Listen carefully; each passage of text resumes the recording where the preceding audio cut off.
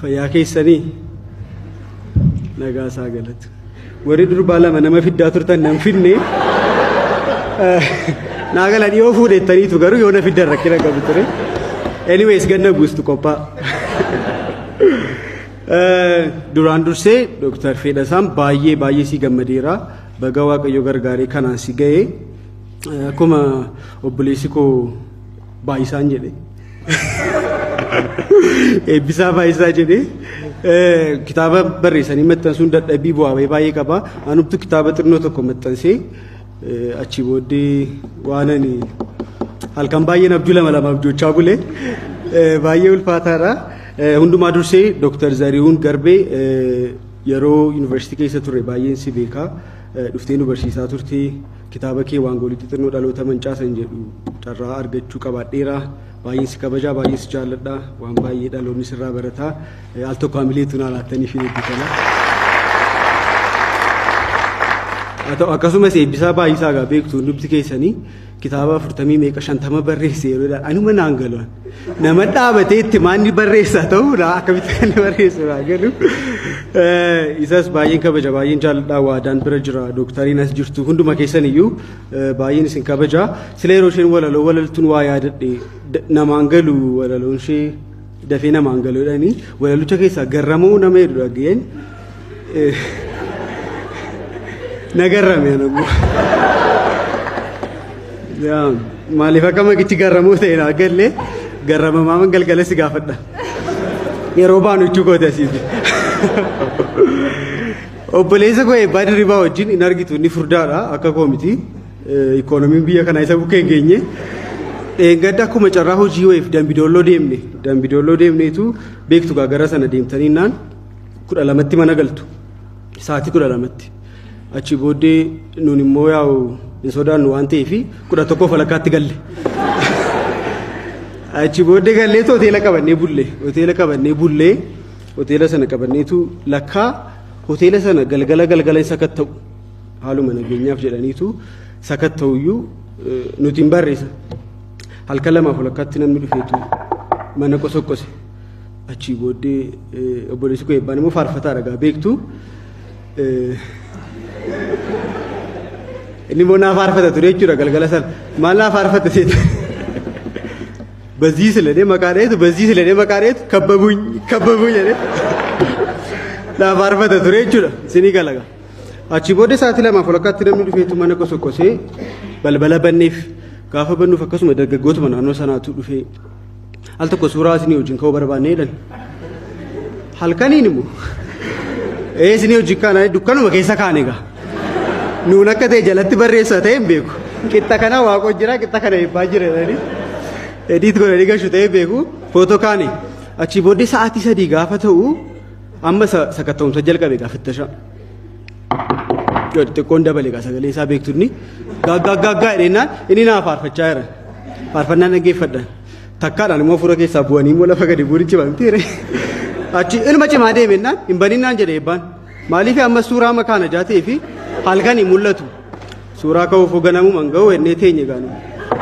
Inuma cime achi booddee kun dhufe gaa. Gaafa jedhu waan kana bannuu laatan jedhe. Achi booddee ka'een bane. Silaa kaameraa fudhatanii dhufanii amma gaafa banu akka itti dhaabatu. Nanne egaa waan akkasii argee hin beeku. Achi booddee akkasuma afaan itti qabatee amma immoo bakka footoo isheen kun kaanu kilaashiidhaan kaana deema yaade. Achi booddee as garagaleen eebbaa waamuu fedhe.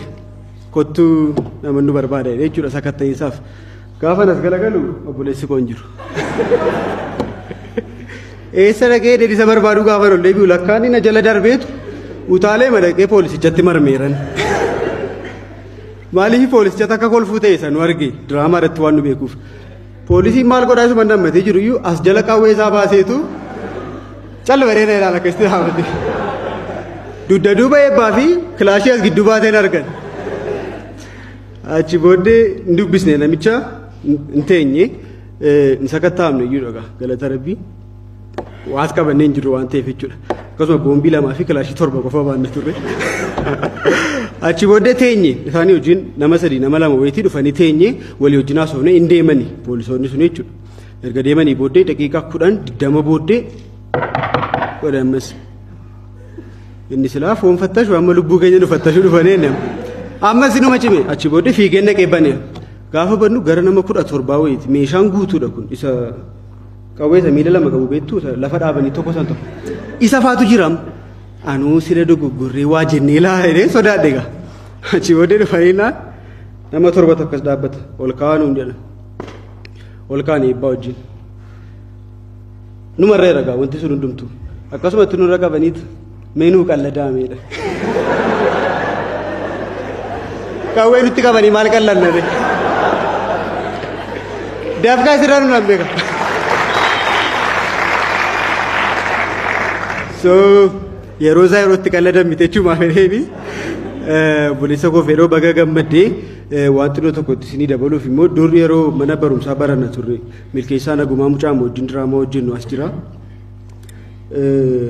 mana barumsaati maangoo tokko yoo kuttan birrii 2 adabamtu yoo waan akkasiis mudateera ta'e yoo muka maangochaa jala dhaabbattan immoo birrii 1 adabamtu yoo gara maangochaa laaltan 50 qaba adabamtu rakkisaadha baay'ee yoo waa'ee maangoo yaaddan immoo sumuunii sikkatta jechuudha. Achi booddee mucaa daayirektaraa tokko jira daayirektara mana barumsaa nama akka siltaana qabu immoo hin adabamu miti achi booddee isaa wajjin dhanneetu maangoo yaabbanne hin tumne maaliif mucaa daayirektaraa wajjin jirra ka achi booddee waardiyyaan fiigaa dhufe asirra hirtee achumarra irra gaanu ina arreegaa maaliif mucaa daayirektaraa wajjin jira jaatee fi waardiyyaa dhawenneetu maangoo xixiqqooyyuu kunne akkatti darbachuu ta'an booda dubbii ofitti cimsuufi silaa gaafa nama gatu maangoo irra taa'anii asii gad namatti waa darbatu achi booddee fiigaa dhaqanii daayirektara waamee dhufe abbaa mucaa jechuudha amma inni fiigaa dhaqee waamutti maangoo irraa buuneetu fiigne gaanu utuma fiignuu hin baane harkaati achi booddee mucaan daayirektarichaa hin qaqqaban danda'een fiiguun immoo furdaadha xiqqoo danda'een fiigu achi booddee muka kaakiltii xiqqoo tokko turte muka kaakiltii beektu inni xiqqoodha ishee baarsaa fi seedhan tokko qallooma akkas damee hin qabdu akka muka maangoo jechuudha mucaan tarappa deemachirra ba'ee nu hin baane nuyi achi booddee gaafa nutti manii fiiganii nu ari'anii dadhabaniitu abbaan isaa dadhabeetu fedhee dhaabbate waardiyyaan asiin dhaabbatannaan gaafuma mucaa gatu bubbee wayii dhufe mucaan mukarra rakkeestii abbaan isaa dhaabbata waardiyyaan achi dhaabbata bubbeen dhufee mukicha fuudhee shaat godhe abbaa biraan ga'ee deebi'a shaat godhe waardiyyaa biraan ga'ee deebi'a shaat godhe abbaa biraan ga'ee deebi'a hin cimee bubbeen haa dhubasa utuma deemu abbaa isaa biraan ga'ee akka jedhennaan dhaabbanan qabdu